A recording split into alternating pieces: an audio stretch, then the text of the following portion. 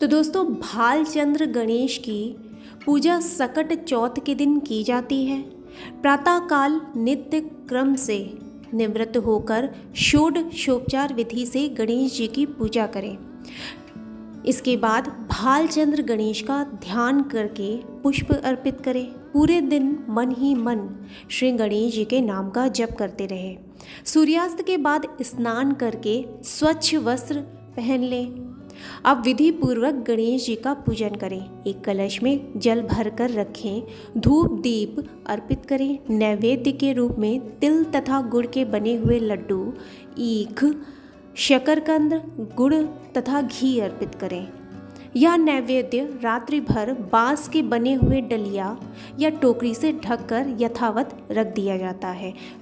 पुत्रवती स्त्रियां पुत्र की सुख समृद्धि के लिए व्रत रखती हैं। इस ढके हुए नैवेद्य को पुत्र ही खोलता है तथा भाई बंधुओं में बांटता भी है। ऐसी मान्यता है कि इससे भाई बंधुओं में आपसी प्रेम बना रहता है। अलग अलग राज्यों में अलग अलग प्रकार के तिल और गुड़ के बने हुए लड्डू बनाए जाते हैं। तिल के लड्डू बनाने हेतु तिल को भूनकर गुड़ की चाशनी में मिलाया जाता है। फिर तिलकूट का पहाड़ बनाया जाता है। तत्पश्चात गणेश पूजा करके तिलकूट के पहाड़ को तोड़ा जाता है। गणेश पूजन के बाद चंद्रमा को कलश से अर्घ्य अर्पित करें। धूप दीप दिखाएं। चंद्रदेव से अपने घर परिवार की सुख और शांति के लिए प्रार्थना करें। इसके बाद एकाग्रचित होकर कथा सुने तथा सुनाएं भी। सभी उपस्थित जनों में प्रसाद बांट दें। तो चलिए दोस्तों, अब हम आपको तिल चौथ की कहानी सुनाते हैं। एक शहर में देवरानी जेठानी रहती थी। जेठानी अमीर थी और देवरानी गरीब थी। देवरानी गणेश जी की भक्त थी। देवरानी का पति जंगल से लकड़ी काटकर बेचता था और अक्सर बीमार रहता था। देवरानी जेठानी के घर का सारा काम करती और बदले में जेठानी बचा हुआ खाना, पुराने कपड़े आदि उसको दे देती थी। इसी से देवरानी का परिवार चल रहा था। माघ महीने में देवरानी ने तिल चौथ का व्रत किया। 5 आने का तिल व गुड़ लाकर तिल कुट्टा बनाया। पूजा करके तिल चौथ की कथा सुनी और तिलकुट्टा छीके में रख दिया और सोचा कि चांद उगने पर पहले तिलकुट्टा और उसके बाद ही कुछ खाएगी। कथा सुनकर वह जेठानी के यहाँ चली गई। खाना बनाकर जेठानी के बच्चों से खाना खाने को कहा तो बच्चे बोले माँ ने व्रत किया है और माँ भूखी है। जब माँ खाना खाएगी तब हम भी खाएंगे। जेठ जी को खाना खाने को कहा तो जेठ जी बोले मैं अकेला नहीं खाऊंगा। जब चांद निकलेगा तब सब खाएंगे, तभी मैं भी खाऊंगा।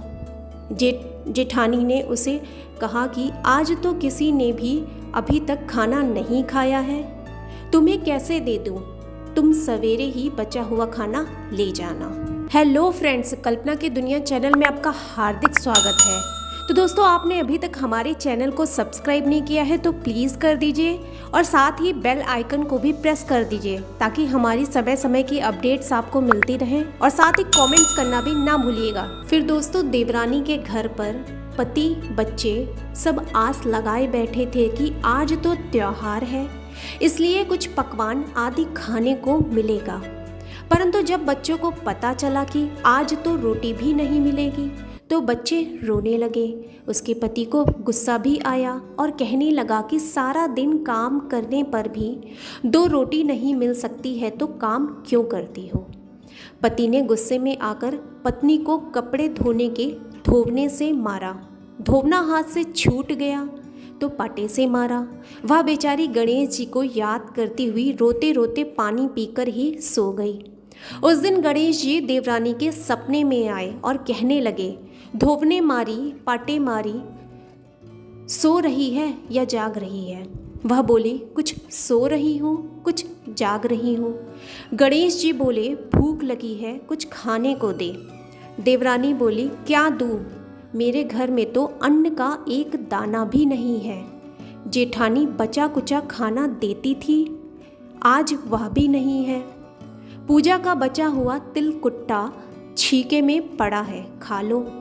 तिलकुट्टा खाने के बाद गणेश जी बोले, धोवने मारी पाटे मारी, निमटाई लगी है, कहाँ निमटे।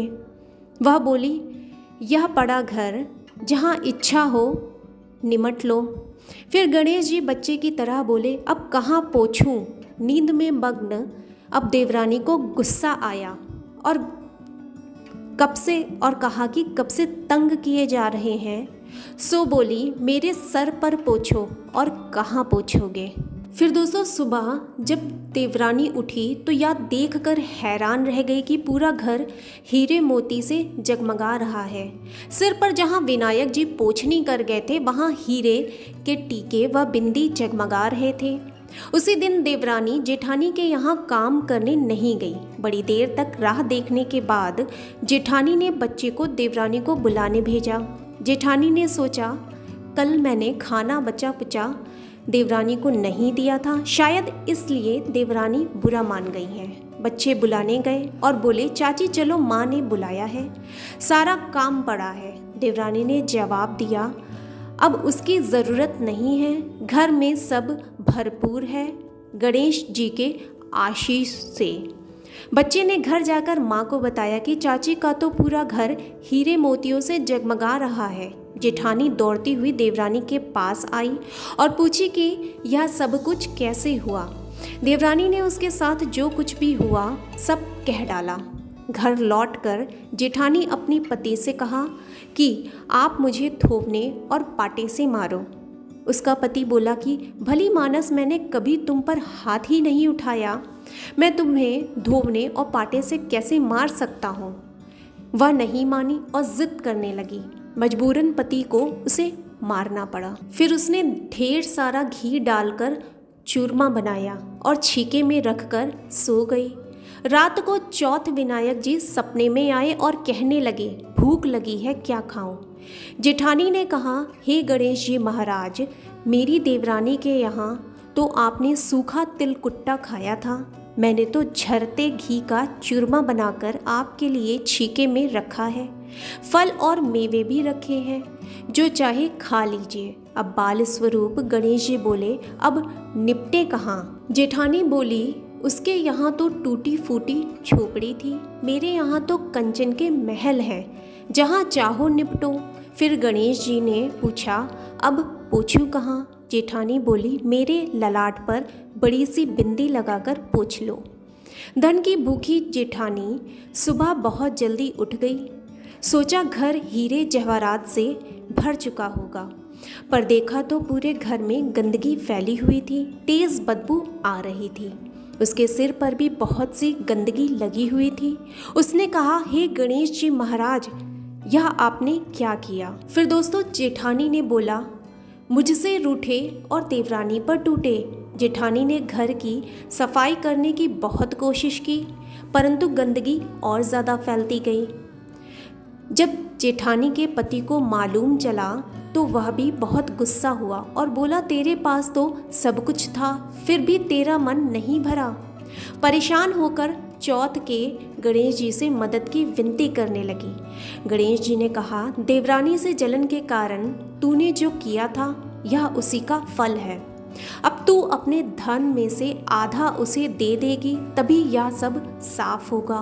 उसने आधा धन बांट दिया, किंतु मोहरों की एक हांडी चूल्हे के नीचे गाड़ रखी थी। उसने सोचा किसी को पता नहीं चलेगा और उसने उस धन को नहीं बांटा। उसने कहा, हे श्री गणेश जी, अब तो अपना यह बिखराव समेटो। वे बोले, पहले चूल्हे के नीचे गाड़ी हुई मोहरें की हांडी सहित ताक में रखी 2 सुई के भी 2 हिस्से कर दो। इस प्रकार गजानन ने बाल स्वरूप में आकर सुई जैसी छोटी चीज का भी बंटवारा किया और अपनी माया समेटी। हे गणेश जी महाराज, जैसी आपने देवरानी पर कृपा की वैसी सब पर करना। कहानी कहने वाले, सुनने वाले व हुंकार भरने वालों पर सब पर कृपा करना, किंतु जेठानी को जैसी सजा दी वैसी किसी को मत देना। बोलो गणेश जी महाराज की जय, चौथ माता की जय। दोस्तों अगर आपको वीडियो पसंद आई हो तो फिर इसे लाइक शेयर एंड सब्सक्राइब करना ना भूलें। ऐसी ही खबरों से जुड़े रहने के लिए हमारी वेबसाइट hindutharmsansar.blogspot.com से जुड़े रहिए।